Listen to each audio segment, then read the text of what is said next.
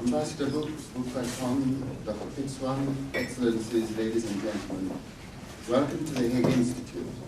We're very pleased to host the lecture this morning together with the Royal Thai Embassy, a valued friend and supporter of the Institute. Today we have the privilege of hearing from Dr. Surin Kutsuan, former Minister of Foreign Affairs of Thailand and former Secretary General ASEAN. An esteemed academic and statesman, Dr. Pitzwan is well placed to enlighten us on the sufficiency economy philosophy which underpins the Thai approach to development. In his remarks, he will pay particular attention to how this philosophy facilitates sustainable development and global justice. His reflections could not be more timely, with the UN General Assembly adopting the 2030 Agenda for Sustainable Development just last month, and the UN Climate Change Conference due to take place in Paris later this year. Sustainable development and global justice are an integral part of the forward-leaning research and policy agenda of the Hague Institute, and implemented through our three programs: conflict prevention, rule of law, and global governance. The conflict prevention program, for example, runs a project on water diplomacy, which seeks to identify and operationalize the key factors that contribute to the transformation of water conflicts into cooperation over water.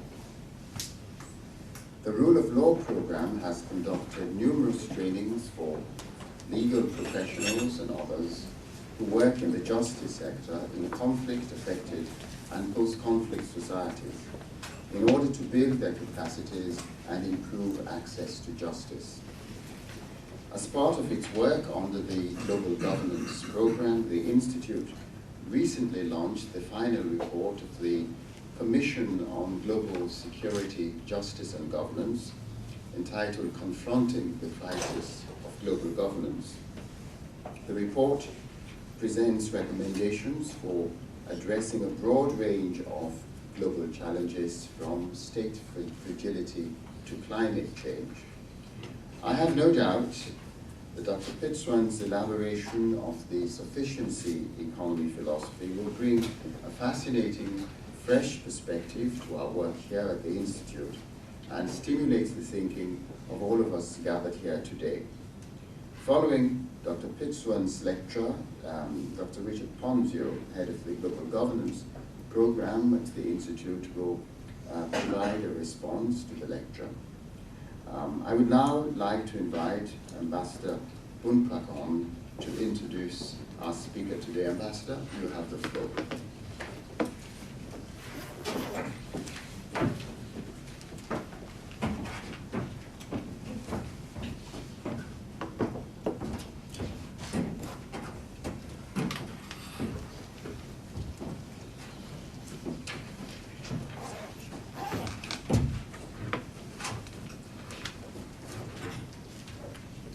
Good morning, Excellencies, ladies and gentlemen. I would like to thank Dr. A.B. Williams, President of the Hague Institute for Global Justice, for hosting today's event and for his warm words of welcome. I pay tribute to him and his colleagues at the Institute, especially Dr. Richard Ponzio, for the cooperative and collegial spirit that they bring to our partnership. Today's event is also supported by the Thailand Sustainable Development Foundation, which is the main organization in Thailand to promote balanced and sustainable development, including the application of the sufficiency economy philosophy. My name is once again Ithithorn Bunprakong, Ambassador of the Kingdom of Thailand to the Kingdom of the Netherlands. It is a great pleasure for me to be here and an honor to address this gathering, welcoming Dr. Surin Kutsuan, Chairman of Future Innovative Thailand Institute, who will address us on the sufficiency economy philosophy and its contribution to the post-2015 Sustainable Development Agenda. Dr. Surin is probably known by most of you as former Secretary General, one of the most respected in the history of the Association of Southeast Asian Nations, or ASEAN. Dr. Surin's time at ASEAN from 2008 to 2012 saw the rise of ASEAN into an important global player in international affairs.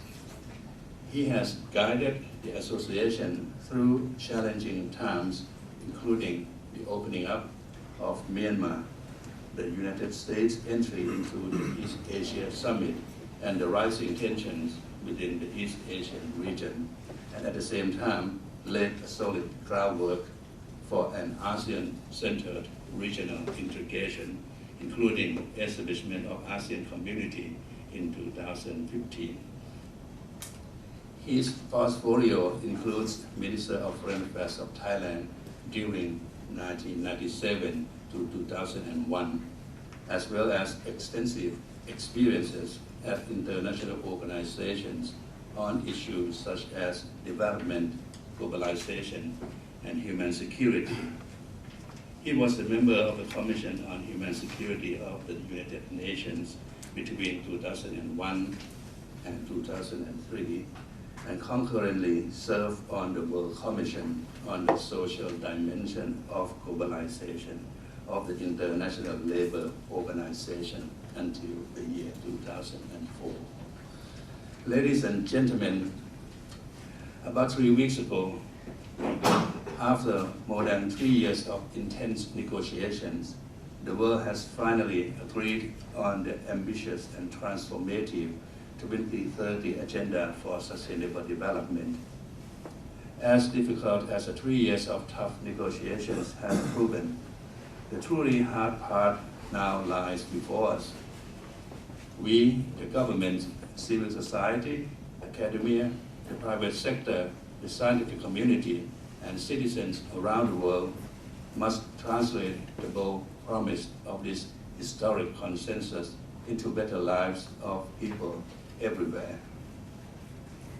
In pursuit of realization of those goals, Dr. Surin Pitsuwan, our keynote speaker, will share with you today on the contribution that sufficiency economy philosophy has made and can continue to bring to addressing global development challenges. Ever since the concept of sufficiency economy was first presented by His Majesty King Bhumibol Adulyadej in his birthday address on the 4th of December 1997, it has received growing attention by economists, development specialists, as well as international institutions who have recognized its contribution to the development discourse. And indeed, in May 2006, the former Secretary General of the United Nations, Kofi Annan, awarded to His Majesty King Bhumibol Adulyadej of Thailand the United Nations Development Programme's first Human Development Lifetime Achievement Award for His Majesty's visionary sufficiency economy philosophy, which reinforces the United Nations efforts to promote a people-centered and sustainable path of development, and is of great relevance worldwide during this time of rapid globalization. Ladies and gentlemen, please welcome Dr. Surin Pitsuwan.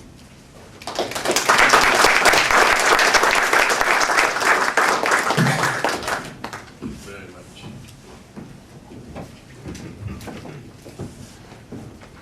Thank you very, very much, Mr. Ambassador. And I would like to also express my appreciation to Dr. Williams and later on Dr. Pongteo for joining us in this brief presentation of Thailand's effort, Thailand's initiative in our long journey to make sure that our development efforts and strategies are not going to have a negative impact on the global environment, on our own national environment, and certainly not diminishing the value of our own resources from the future generations. I'm particularly glad to walk into this building knowing that Mr. Van Nessent, the mayor of the city, is essentially the main inspiration behind this institute. I am doubly honored to know that Madeleine Albright also is the chair of the governing board of this institute. We serve at the same time as foreign ministers, Mr. Van Nessent, Madame Albright, myself, and a few others. And the group is still hanging together. Most of us are men, so we call ourselves Madeleine Albright's exes. We meet at least once a year, talking about global governance, talking about the fact that I think she must have used this phrase at this particular podium before. The world has become so multipolar, but there is no multilateral system to support it. I think that's the challenge of our global community today. And the Agenda 2030, Sustainable Development, coming from the UN, a few weeks ago, is a collection of global common awareness that we need a new direction for global development. First of all, we don't have enough for all the mouths that we have. 7 billion of us today, and by the year 2050, 2 billion more. There will be 9 billion human beings on the surface of this earth 35 years from now. Everything is not as finite as we thought it was way back when we began our industrialization, our development process all over the world. Now literally I think the world is running out of gas. We don't have enough, certainly don't have enough to waste, don't have enough just to pillage in every direction in everything that we do. Thailand was on the road of that development, industrialization, globalization for a long, long time in the 80s into the 90s. That was a model of growth without much thinking, much attention being paid to what's going to happen to this little planet.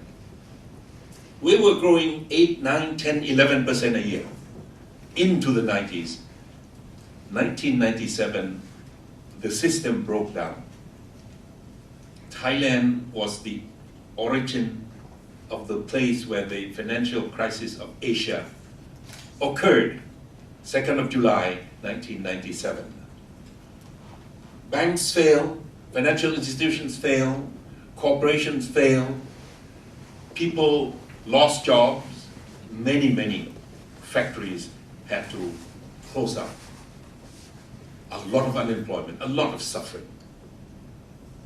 That was when His Majesty the King reached down to Thailand's heritage, Thailand's ethical depth, and he came up with this thing called sufficiency economy. It means you are not going to consume as much as you did when you think everything was available forever. It means you have have to do everything with prudence. It means you're not going to get into debt beyond your means. It means you are not going to just paying no attention to the sensitivity, to the environment that is extremely fragile around you. You are not going to take away the future from your own posterity. You have to build your own immunity against any untoward economic downturn, which is very, very possible. In 1997, IMF came into Thailand and said, you have to follow this very bitter prescription. You have to maintain your budget surplus, you have to maintain high interest rate, you have to let every bank, every financial institution, every corporation fail. They have to submit to the logic of the market. Well, 2008 came, Europe went through the same thing, North America went through the same thing, but many of your governments said there are corporations that are too big to fail. The prescription was very different from what we were given back in 1997. But we submitted to that prescription. We followed the prescription, and we institute new governance into our corporations, our banks, our financial institutions. We re-emerged. By the year 2003, we were performing better than we did before the crisis of 1997. I think that's explained why East Asia is still holding itself now, in spite of what you had gone through here in Europe and North America, our traditional markets. Because we have transformed, we have instituted new governance, we have become more transparent, more disciplined in the running of our economies. But yet, the consumption pattern that used to be the engine of growth in the past has come back. That people won't want to consume more, people want to spend more, people want to enjoy the luxuries as they did. This philosophy came into being to caution the people in Thailand and certainly in Southeast Asia that, look, we need an alternative way forward into the future. It is, like Mr. Williams said, timely in a sense that the global community is looking for the same answer. From the Rio agenda, taking care of the environment, to the financing for development, to the Rio Plus, paying more attention to the environment, to now the Global Agenda 2030, sustainable development.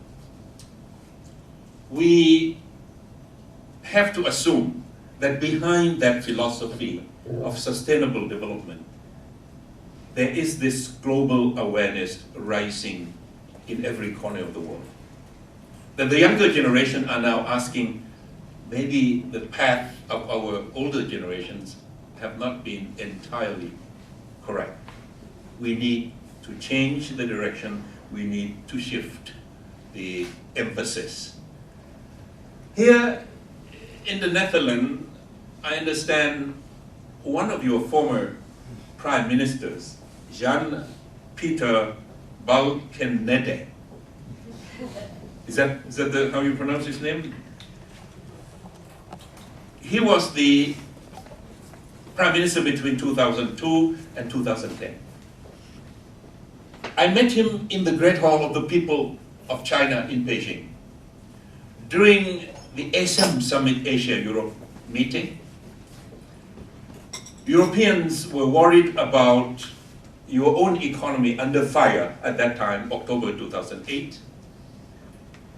All leaders of Europe were there in the Great Hall of the People of China, seat of the Communist Party. Barroso was there, Berlusconi was there, Sarkozy was there, Mr. Balkenende was there. What's her name in Germany? She's still here. Merkel was there. And they were asking the same thing from China and from East Asia. And that was, please keep consuming. Please keep importing. Please keep buying our products and our services. So much so that the Foreign Secretary of the UK pulled me aside and said, Mr. Secretary General, I was my first year at ASEAN. This meeting is a very strange meeting indeed. I said, how so? He said, we from the West, open market capitalists, are now asking the Chinese in the Great Hall of the People, the seat of the Communist Party, for help.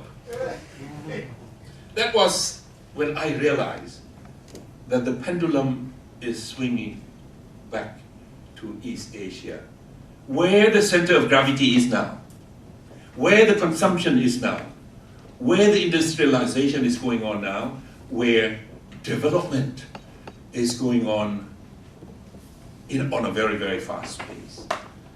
So the concern now is how East Asia is going to manage its own development agenda. Because they consume more there, they spend more there, they exploit resources more there, they are all over the world trying to make sure that they will have these raw materials into the future. So there's a debate. From the West, restrain, slow down, don't follow our mistakes. We have had a few hundred years of industrialization and development. You are just beginning. Don't follow our mistake. Slow down. And the Chinese are saying, well, you have had your share. You have had your development. You have had your prosperity, your luxury. The Indians are saying the same thing. The Brazilians are saying the same thing. The Mexicans are saying the same thing. That you have had your chance. Now it is our chance. But that's where the problem is. All of us cannot be East nor West. It will have to be the global community as a whole, looking into the issue of development, mindless development, development without care of any destruction to the environment or to the future. So the initiative here, I'll use it as an example, by the former Prime Minister Balkenende, coalition of Dutch Sustainable Coalition, Development Growth Coalition. This is an initiative from the side of the private sector, of the corporate sector. Because the private sector and the corporate sector have been at the forefront of development, of using up the environment, of using up the resources, of economic growth fast, with full consumption. Sufficiency economy came from another level. Let us look at the way people live. Let us look at the way people have their own living. Poor people in many places, particularly tropical areas, will have to live with the forest. And the forest is where the source of all the waters coming down the plain, where they irrigate the agriculture. When they move, when they burn, when they trash, when they move away, they are destroying the resources that would keep the lowland arable. How to manage that? This is sustainable too. This is destruction of the environment too. This is overconsumption too. So sufficiency economy came into being. Let us take care of those underprivileged, marginalized, and poor, who have no other choices except using the environment. When you talk about global justice, Mr. Williams, you talk about fair distribution of opportunities and fair distribution of resources and fair distribution of the consumption of those resources. that's why the Agenda 2030 is not only talking about the careful use of natural resources, but we have to tackle the issue of poverty. We have to tackle the issue of inequity. We have to tackle the issue of poor people, no other alternatives except living off the environment. Unless and until we can address their problems, there won't be any sustainability, there won't be any fairness, there won't be any global justice. We are talking about 9 billion people by the year 2050, 35 years from now. Unless and until we can also resolve the issue of poverty, there won't be equity, there won't be sustainability. So, how did we do it with the poor, with the what you call thrash and burn farmers? When the soil depletes its nutrients, they have to move away from the top of that mountain to the next mountain. They have to cut down the forest. They have to destroy the watershed. A lot of them migrated to the urban area. A lot of them went into Bangkok, into the factories, and to drive taxis. And a lot of these people got into debt further. A lot of these people got into gambling. A lot of these people got into alcoholism because no education, because they have no other recourse to life.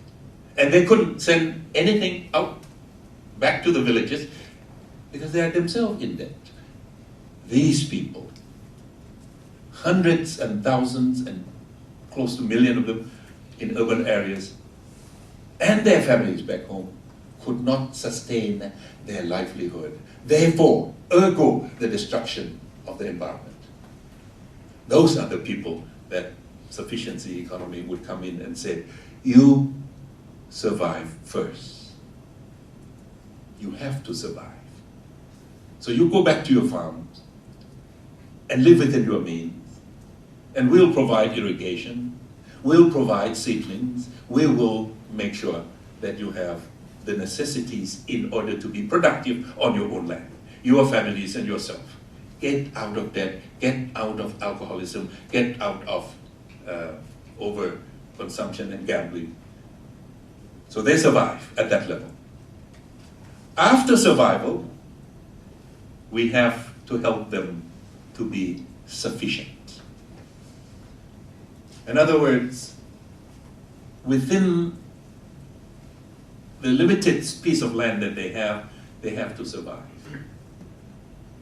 Sufficiency economy says, don't plant just one crop, but divide your land into areas where you can raise animals, where you can grow rice, where you can grow fruits and vegetables, where you can live and where you can raise fish or frogs for your own sustainable, for your own survival. After that, we can talk about their participation in the larger national sustainable development.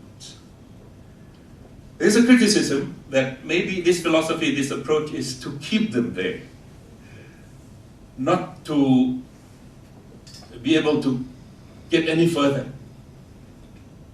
But we are now finding out that corporations and young professionals in the cities who came from those distant provinces around the country are beginning to change their lifestyle, adopting this philosophy of sufficiency economy.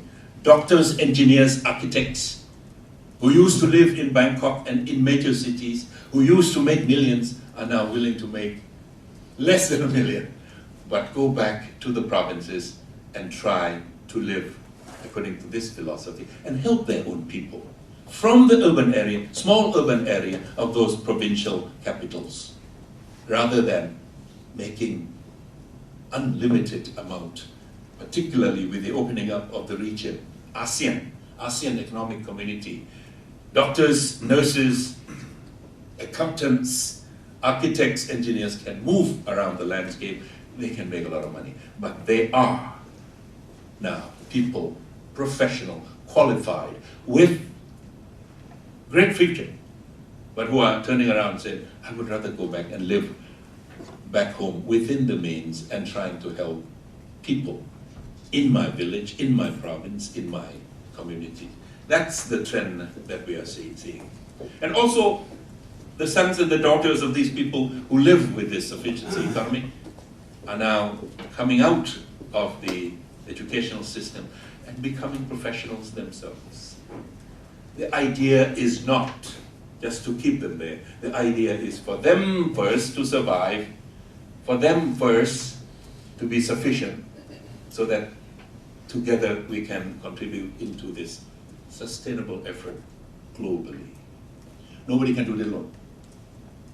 Each level of economic development will have to find its own way for sustainability. Each of the 16, not 17, because 17 says, let us improve on the way. I'm talking about the Agenda 2030. Agenda 17 means let's improve the way of implementing these 16 targets. But of the 16, we will have to look into which one that each and every one of us, every sector, every level of economic development. And I'm using this example of Prime Minister Balkenende as an example that maybe for the Netherlands, this is where it has to start. The corporate sector of the Netherlands will have to think about sustainability in their own way.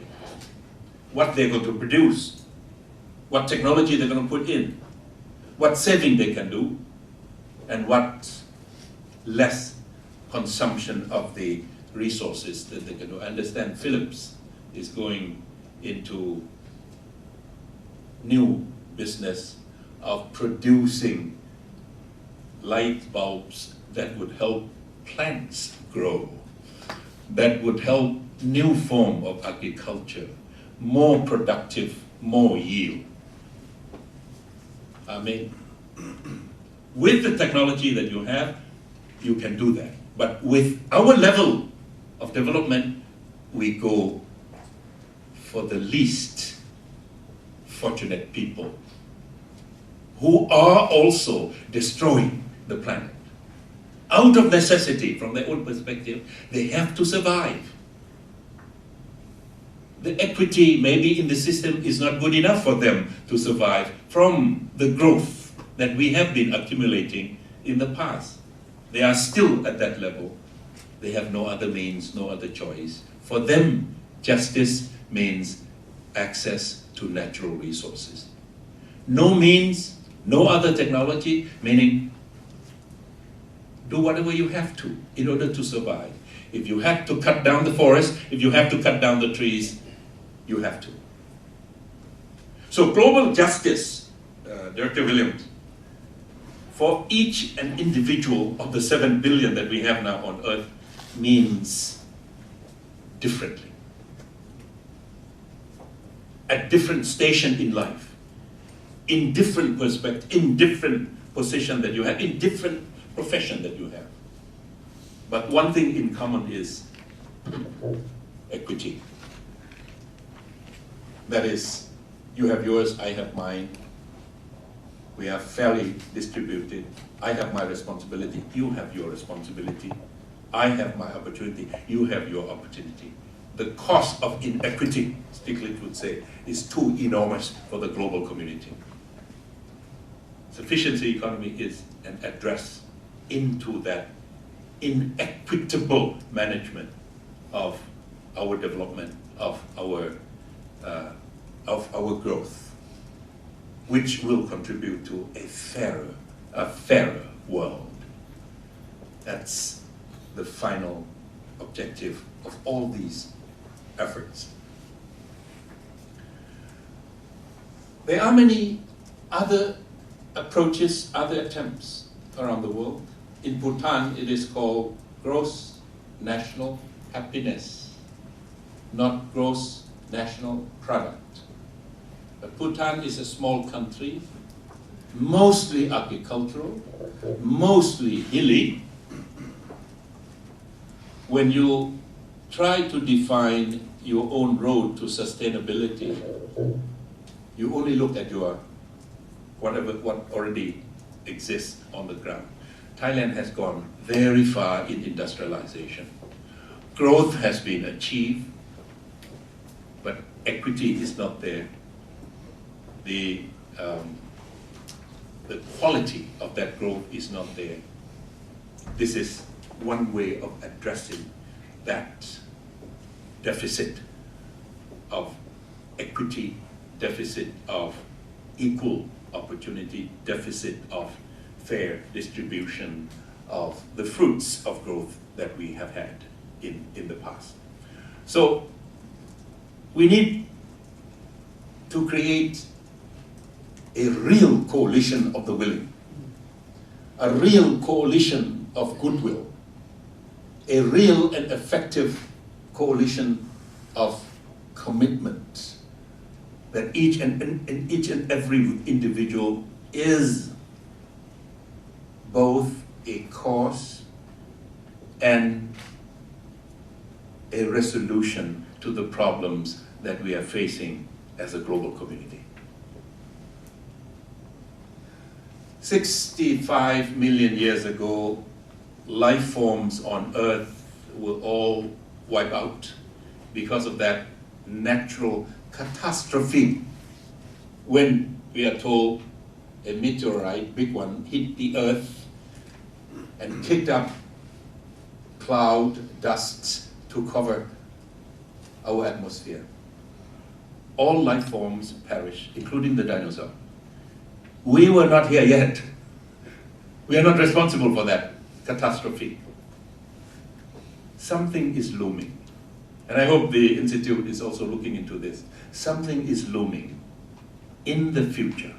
Science is telling us that the next catastrophe, climate change, global warming, is occurring because of each and every one of us. We are the authors of our own catastrophe in the future. We are possible author of our own extinction as a species. If that is not alarming, I don't know what is.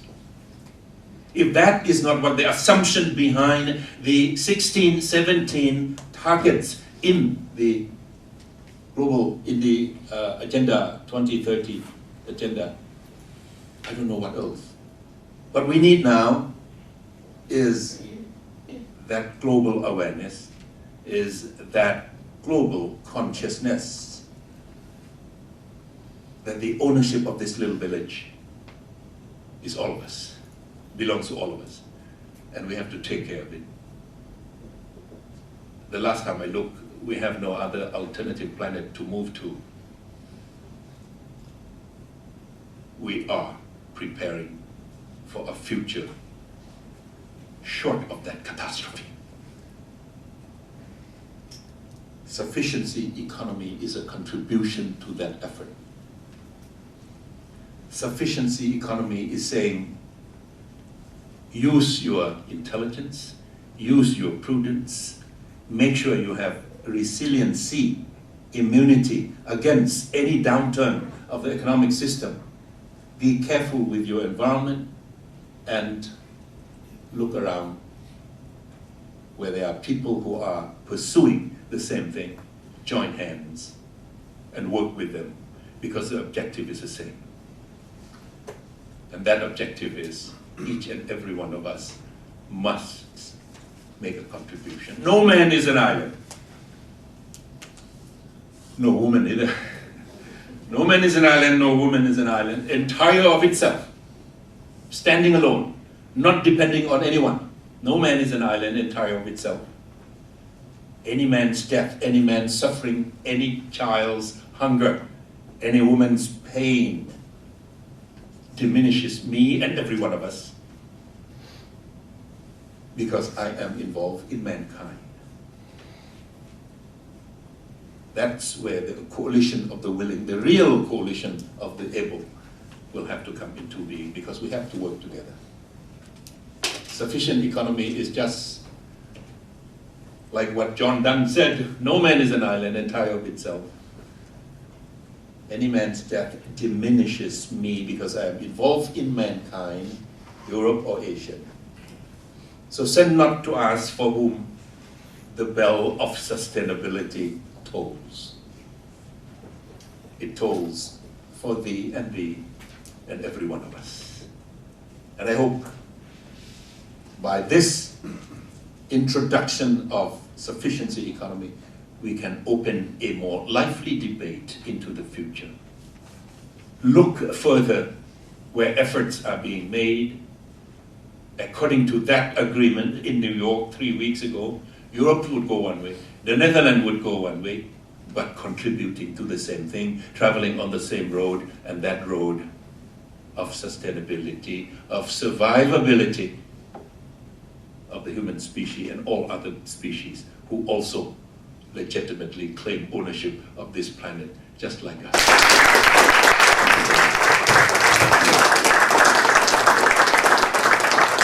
Thank you very much, Dr. Pitsuwan. On behalf of my colleagues here at the Hague Institute for Global Justice, let me also welcome you, and as well as your colleagues from the Royal Thai Embassy and all of our participants to this presentation and dialogue on the sufficiency economy philosophy contributing to the post-2015 Sustainable Development Agenda.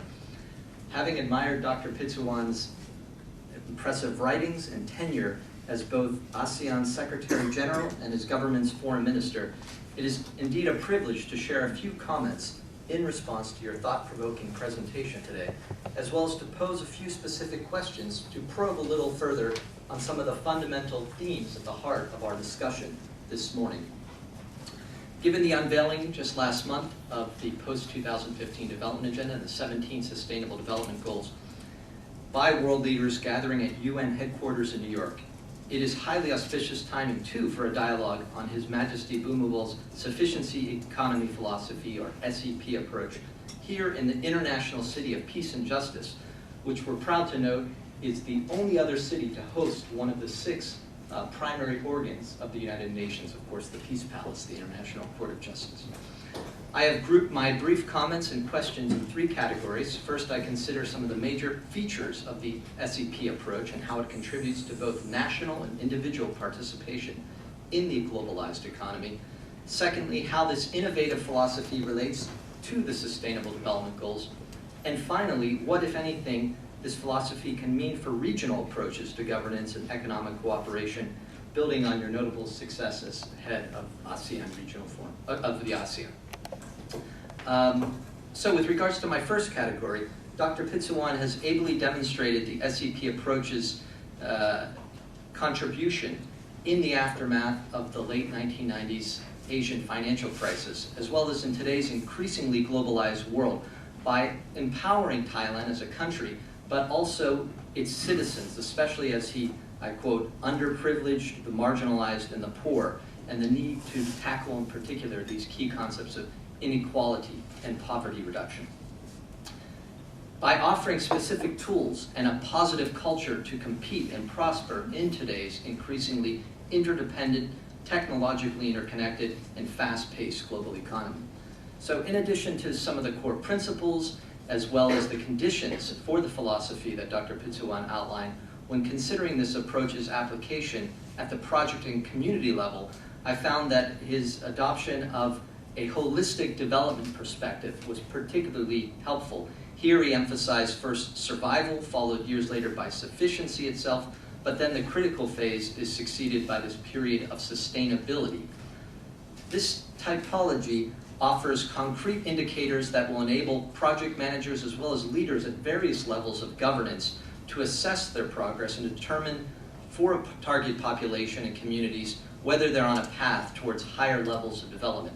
One of the examples in his writings on this is that the initial survival period, in the initial survival period, debts may remain within a community or individual where they may be entirely or partly repaid, but in this sufficiency phase. But meanwhile, in reaching the more advanced sustainability phase, a level of savings is achieved that allows for investments in both individual professional development and new entrepreneurial enterprises. On the concept of sustainability, of course, Dr. Pitsuwan also stressed preservation of the environment and conservation of our precious natural resources. So in short, projects in Thailand, in the country of Thailand, where Dr. Pitsuwan is from, have inspired this pattern of holistic development, and it's shown to progress from basic needs, such as freedom from poverty and access to food, to better education and fostering entrepreneurship. For me, this harkens back to the concept of human security, which Dr. Pitsuwan knows quite well, and human development, both developed by South Asian economists Amartya Sen and Dr. Mahbub Haq and their collaborators over the past 2 decades. And they stressed in their writings the need to get basic essentials right, such as targeted investments in education, healthcare, women and children, followed by getting the state out of industries where it is inefficient while creating an enabling environment for farmers and private businesses to grow, expand cross-border commercial opportunities, and thrive over time. So a first question for Dr. Pitsuwan is, how would you frame the relationship between these concepts of human security and human development with the sufficiency economy philosophy? And to which extent would you perhaps argue that the SCP approach, in fact, both enriches and extends beyond human security and human development? And he also highlighted the related concept of gross national happiness. My second category of comment deals with how the SCP's innovative philosophy relates to and indeed can strengthen the focus and implementation of the recently unveiled post-2015 development agenda. These goals introduced last month will undoubtedly be the touchstone for global development policy for the foreseeable future. They apply to all countries and should therefore be underpinned by a truly global normative framework. That is, that they should represent a global consensus of the heart, not just the mind, as Dr. Pitsuwan has written elsewhere. And they should not represent an imposition of another region's values. In your assessment, Dr. Pitsuwan, do the recently adopted SDGs represent such a genuine global consensus? And more particularly, can sufficiency economy philosophy be used as an interpretive lens through which to view some or all of the 17 SDGs, providing, in a sense, a non-Western and intellectual antecedent to this new global development agenda?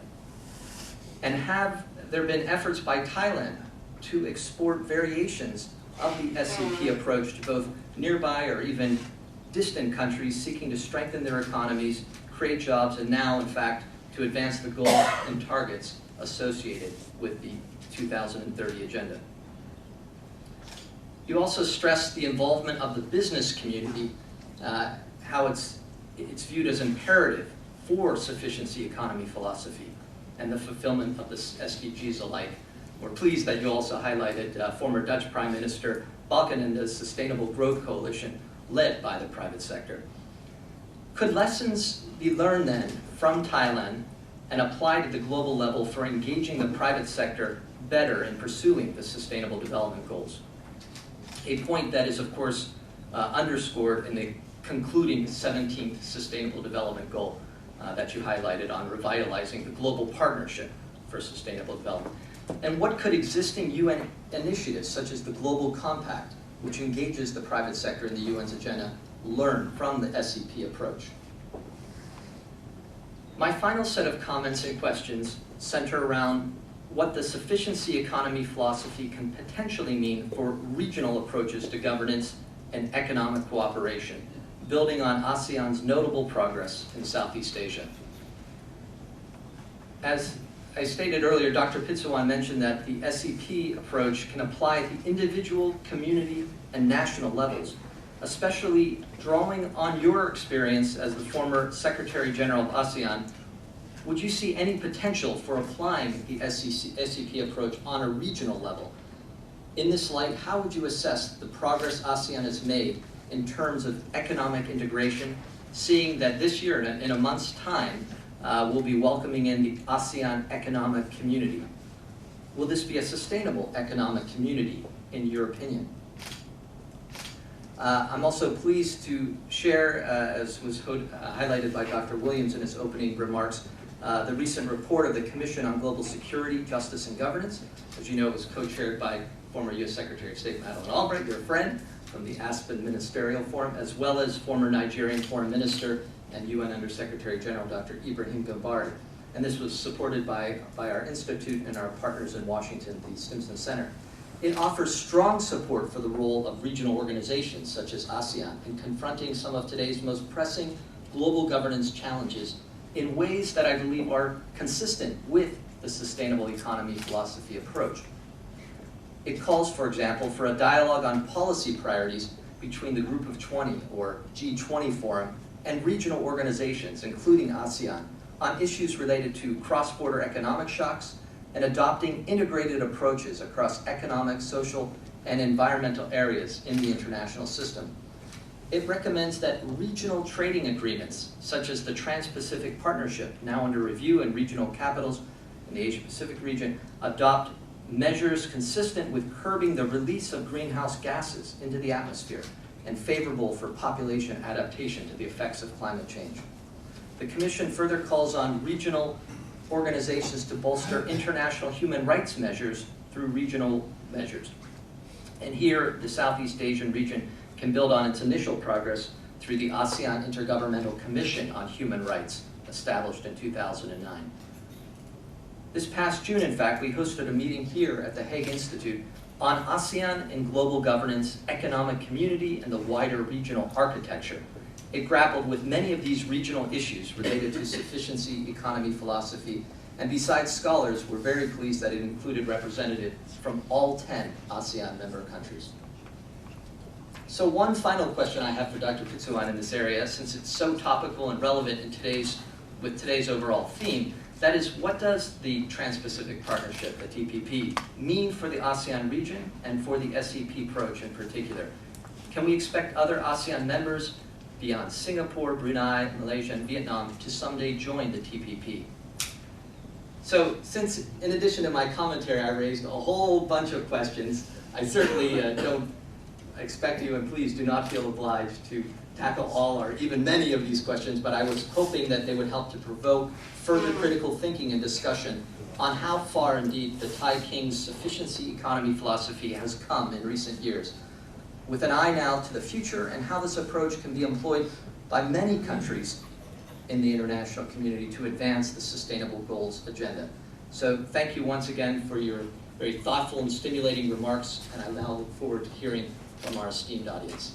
Thank you once again. Thank you.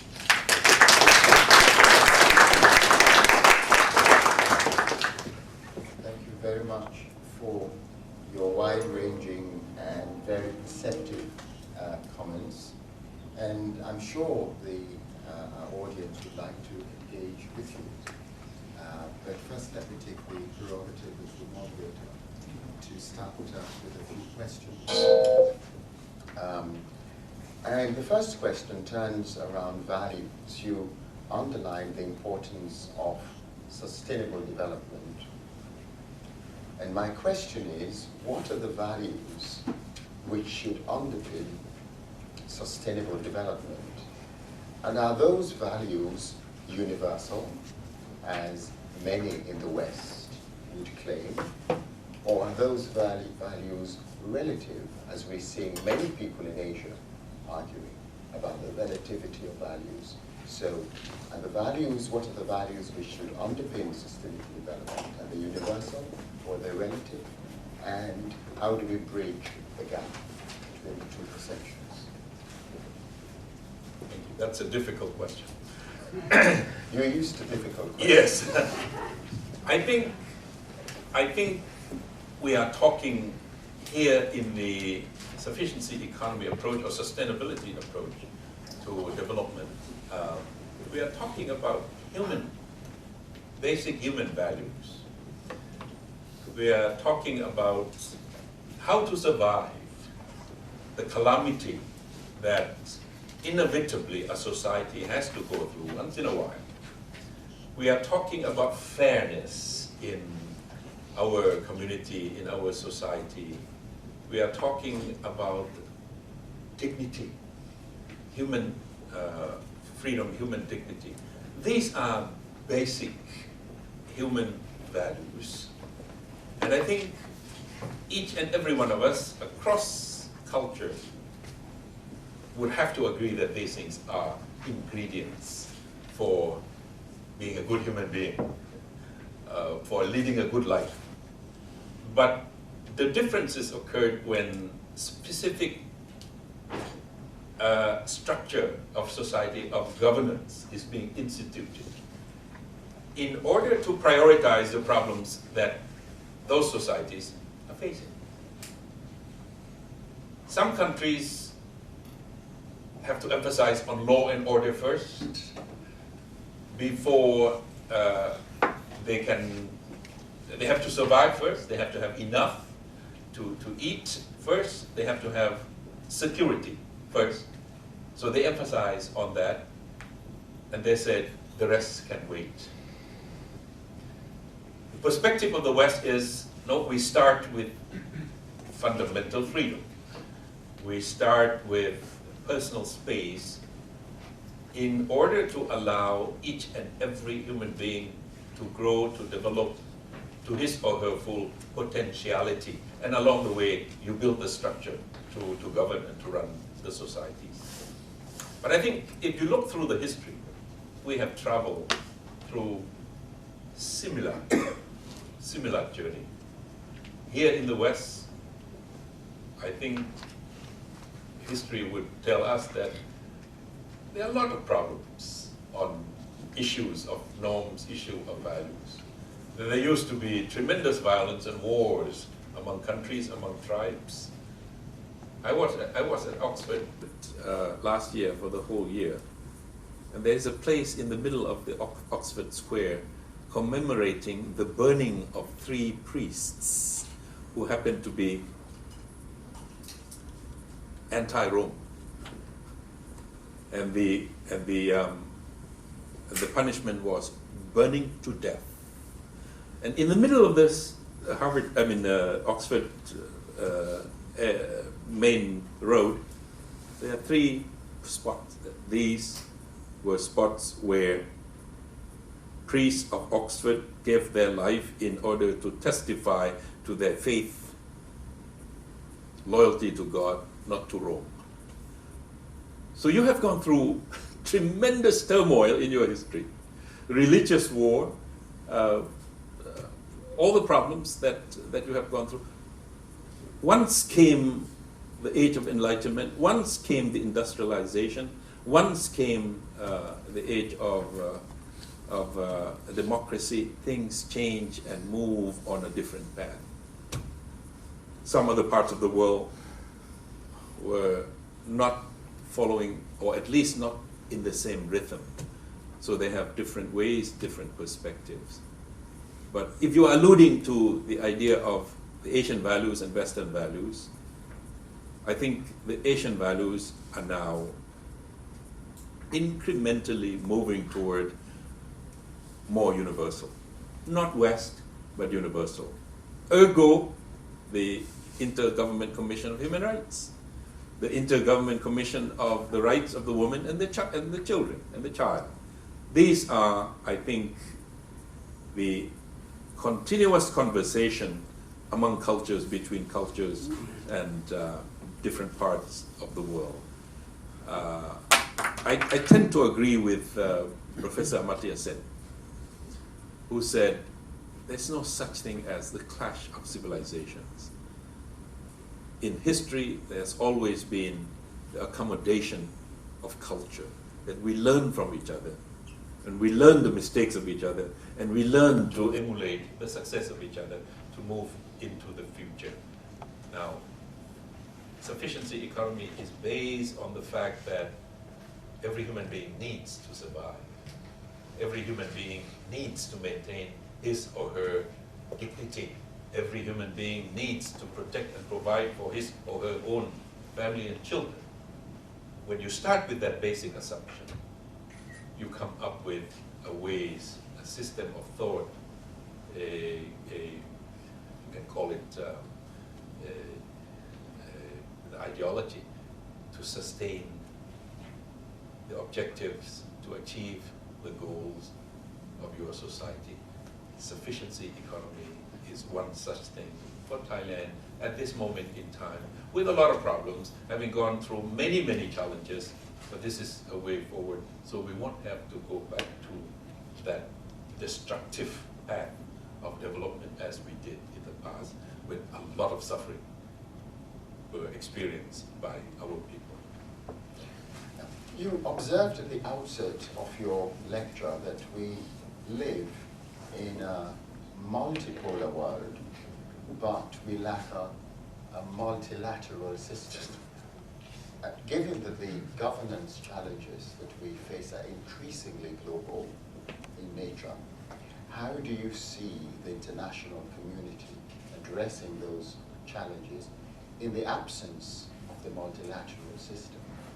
And specifically, what role can regional organizations then play? I think that's what the discussant, Mr. Poncho, said earlier on, and that is regional organizations have been created to manage the problems and the challenges common to them in the region. And they understand the sentiments of each other, they understand the sensitivities and the limitations of cooperation in their own region. I can give you an example of how ASEAN dealt with Myanmar. When the West wanted to sanction Myanmar totally, when ASEAN admitted Myanmar in 1997, the year of the crisis, I was what you call the country coordinator, Thailand was country coordinator with the European Union, how to work with ASEAN. And I had to negotiate with foreign ministers in Europe of how to get the dialogue on track, even with Myanmar on board.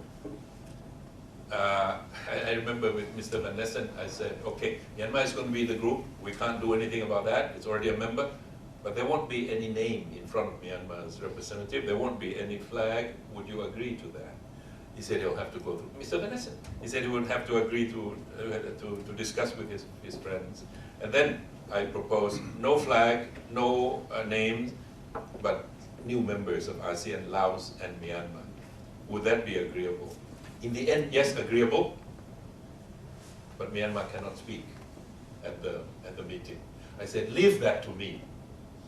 I will talk to them, not impose from outside. They will be silent. In the end, we were able to get the panel back together, cooperation and coordination with the EU and ASEAN, only because we in the region understand the situation. Same as opening up Myanmar after long time of military dictatorship. In the end now, Myanmar is a member of international community, but pressure, isolation, sanction, for us, are not the only answer. So the idea now is that for the global community to rely more on the regional organizations who are closer to the regions, understand the sensitivity and the sentiments of the members better than the UN itself. And the UN itself is also in need of some reform because the problems have gone beyond the system and the institution that was established right after the Second World War, the last global catastrophe, human-made, that we together went through. So more and more, I think this multilateral system will have to be a connection, a network of regional organizations working together. And more regional organizations are getting a lot of requests, a lot of expectation, a lot of demand from the global community. Do something, help deliver this, help answer this question, this challenge. And in some areas we fail, in some areas we succeed. I think that's normal, but more and more regional organizations will have to come to the fore and be responsible for problems in their part of the world, contributing to the global community as a whole. Well, thank you very much. At this juncture, I'd like to bring in the audience Could you just, I think we have a roving mic, just give your name, institutional affiliation, and then do keep the questions as crisp and succinct as possible so we can get as many in as possible. And I'll take them in sets of 3s. I'm a Lithuanian ambassador. Small European country, Lithuania. Ambassador of Lithuania. Well, actually, always they say the devil is in the details, well, it's really very intriguing to listen to basically this proposal to return back to subsistence farming, which sounds nice, but then there was a good point in the question on TPP and how to reconcile that farming on a small piece of land, primitive way, producing a very expensive product, and somehow it has to survive in the market where there's much cheaper product coming from other somewhere else where it is produced efficiently in large scale farms.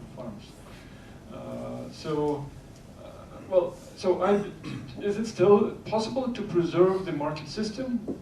What mechanism do you employ to implement this philosophy, and what tools do you use to really encourage those people or force those people to get back to this subsistence farming, which here perhaps would lead to poverty in Europe? Thank you, Ambassador.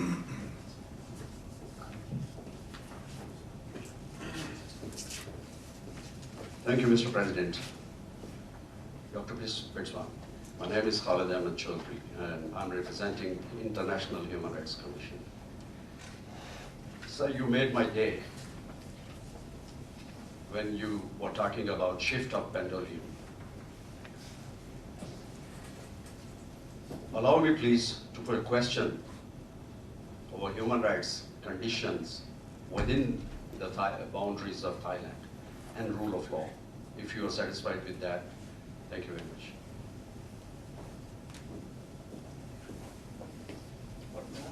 Yes, the lady. Thank you very much. My name is Yumiko. I am a postdoc researcher that has joined the Hague Institute and the Stockholm International Law Institute and Uppsala University in Sweden. And it was very interesting to hear about this sufficiency economy philosophy, and you also mentioned about the sort of impact of China. And I'm wondering whether you could mention a little bit about how could this kind of big economy like China, is there any role of regional organization to play to bring this kind of sufficiency economy philosophy into China, if you could? Thank you. Can I stand up? Yes, of course. With difficult questions, I have to stand up. The ambassador from Lithuania, let me clarify my point. It's not subsistent economy that we are talking about. It's for a particular group of people who need to survive initially. So, as I said, they are not going to be kept there forever. This is to solve the problems that they are facing at the moment: poverty, indebtedness, and all the wrong things that they are involved in. When they have no hope, they turn to gambling. Government lottery is very, very popular in countries where there is poverty. In fact, the poor live on the hope of lottery. And there are government lotteries and there are non-government lotteries. There are a lot of gambling as habits, as pastime. Very destructive to the soul, to the character, to self-confidence and self-respect.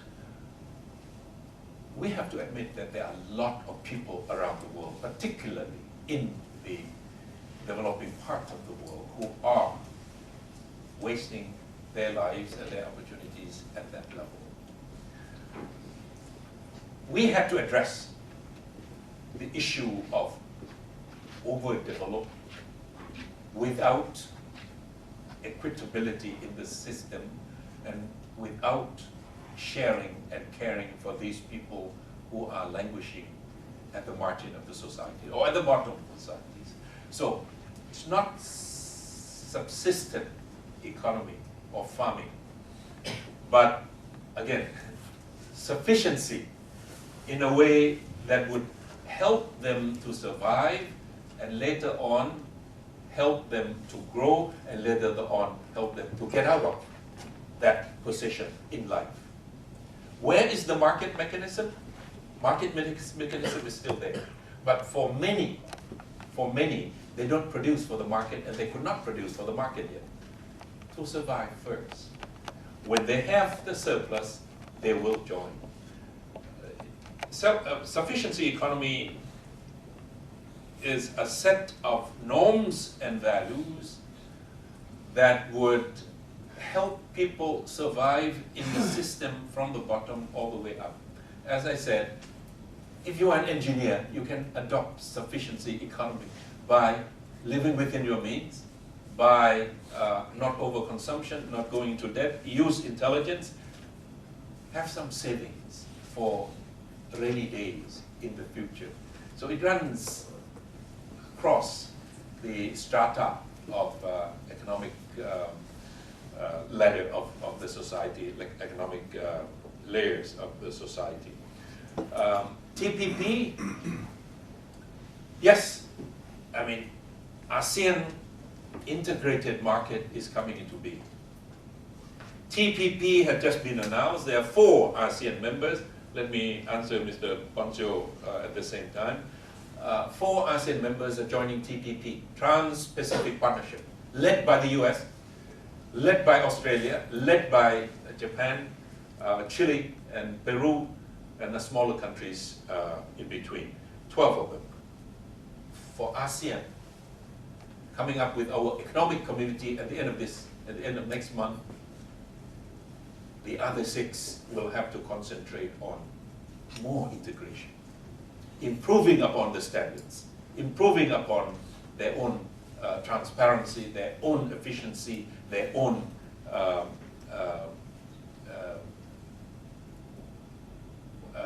governance in order to measure up to what Mr. Obama called the 21st century trade agreement. There will be a lot of teething problems setting up the TPP because the different in the development stages of all those member states, we don't have to worry about Brunei because it's one commodity economy. It's welfare state anyway.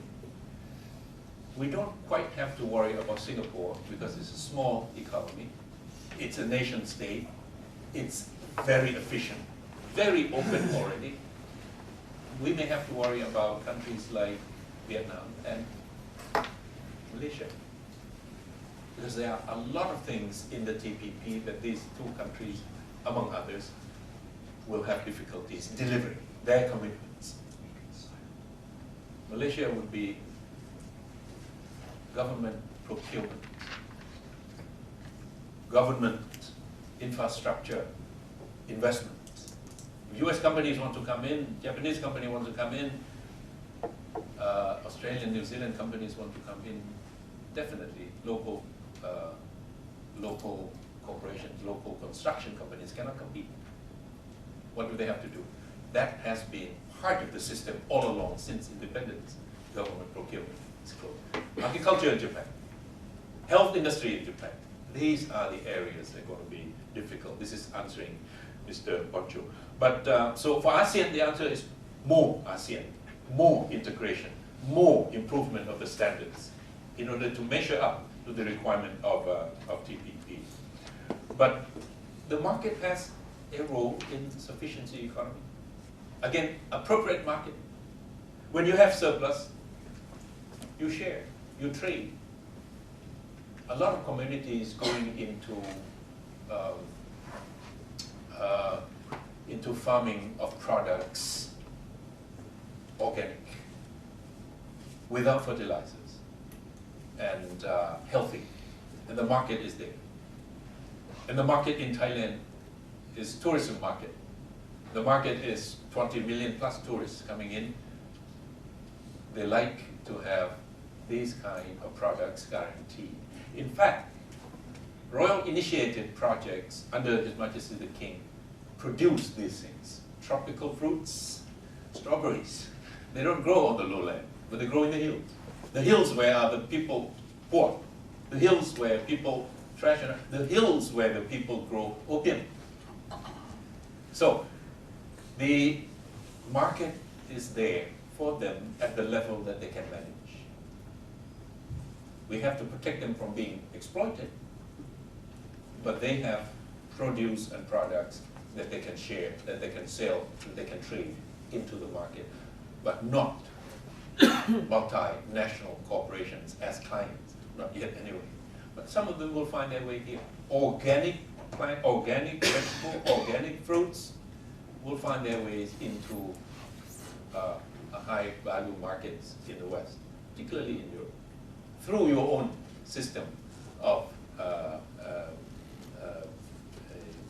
retails and multinational corporations seeking out these products and produce quality around the world. So let me repeat, not subsistent farming as we had in the past, but sufficiency in the sense that it is on a continuous road out of poverty into a more effective and more equitable and fairer market system.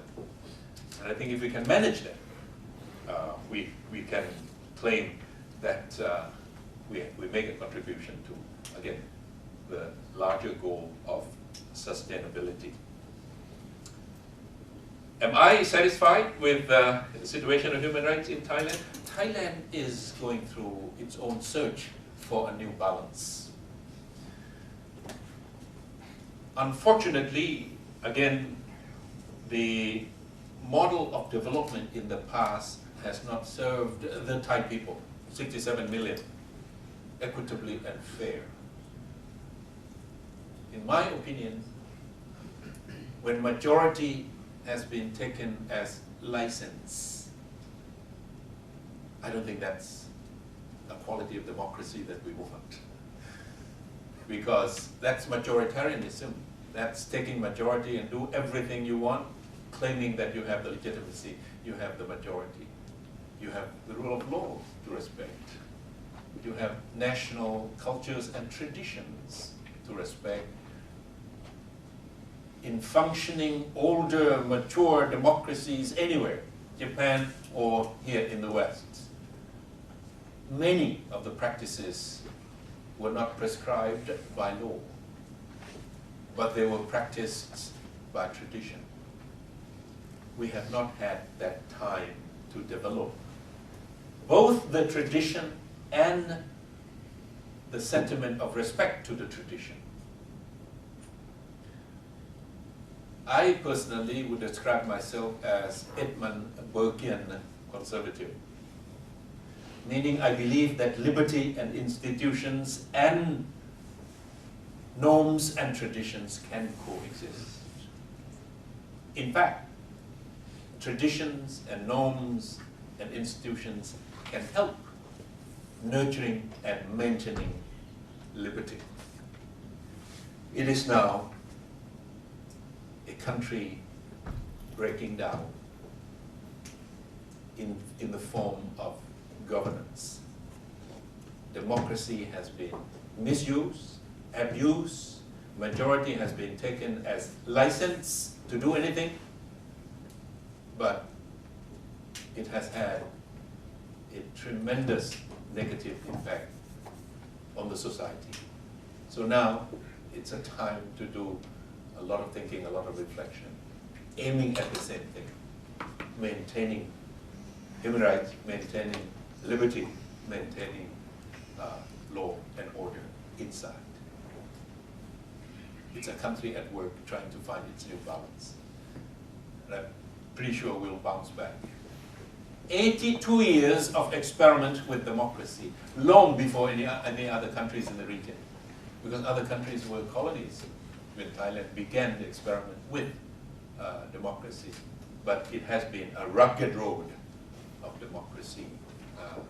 We have to go through it. Europe has had hundreds of years to experiment. Many countries have had longer. Thailand is no exception. It needs a bit of time to go through its own democratic journey. And we need understanding, and we need support, we need sympathy from around the world for us to walk through. Again, the ambience, the governing ambience, the structure will be important to what we are talking about. Contributing to that final global goal, sustainability, without full contribution and participation of the people, ergo democracy, it's going to be difficult to deliver many of these goals. But we do what we have to do within the limitation that we have. That's all. I hope I answered your question. On the region, on China, well, you know, ASEAN is going into the community at the end of this year, later next month.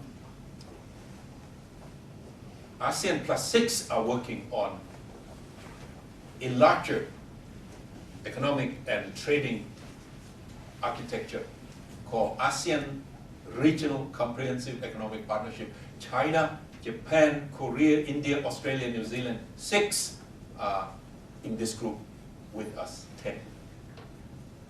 And each country is now facing with the challenge of development, sustainable development, signatories to this Agenda 2030 at the UN 3 weeks ago. Each will have to find its way. And within ASEAN, we are doing our own exchange, our own deliberation of what kind of sustainable development we are going to pursue together. If you follow the news, Singapore, Malaysia, Southern Thailand, and Indonesia have been suffering from forest haze in the past several weeks. And it is worse than many, many years in the past because of the forest fire on the islands of Borneo or Kalimantan, Indonesia, Sumatra. And the situation is very, very serious because it's not fire on the surface, at the bottom of the trees, the dry leaves. The fire dived into underground, what they call peatland, P-E-T-E. This is a natural element, I think few 100 million years before they become coal. C-O-A-L, called peatland. That's where it is burning. It is extremely difficult. And when you want to exploit the forest, when you want to exploit the peatland, you have to also be able to manage the consequences and the impact. So East Asia, a small C community is evolving. A small C community is developing. I understand Mr. Kevin Rudd is coming here in the next few days. He once proposed the Asia Pacific Community, Big C. And the countries in East Asia said, we are not quite ready with the Big C community. But a small C community is evolving. That small C community is now looking into areas in which we can cooperate to make sure that that community in East Asia will evolve into a sustainable community, not having to face the breakdown like East Asia in 1997. Oh, I don't know what will happen to China. It's also facing some pressure. hopefully they can manage, but it's a problem. So East Asia needs to think about that. East Asia is talking about sustainability within ourselves, among ourselves. One observation is what I began with this morning. East Asia is now the center of gravity. East Asia now is expected to be the engine of growth, pulling the rest of the global economy forward. So anything happens to East Asia will have more impact to the global community than 10, 20, 15 years ago. That's why the world is very much attentive to what is happening in East Asia. Are they burning their environment? Are they consuming beyond their means? Are they growing too far? Is the bubble being developed? What if it's burst? When it bursts, you suffer. When it bursts, North America suffers because you depend on East Asia as the engine of growth. So we are all connected. We are all interconnected. We are all living in a world that is no longer in isolation, no longer as islands entire of ourselves. That's the philosophy, that's the assumption, that's the basic assumption behind 2030 sustainable agenda. Because we are in it together. No one can deliver on his or her own. This sufficiency economy is one way, maybe small, but we are taking it seriously, 67 million of us, and sharing it with our neighbors. Let us move in the right direction so that we don't have to make the correction painful as we have had the experience when we failed last time around, 1997. First economic crisis of East Asia. Thank you.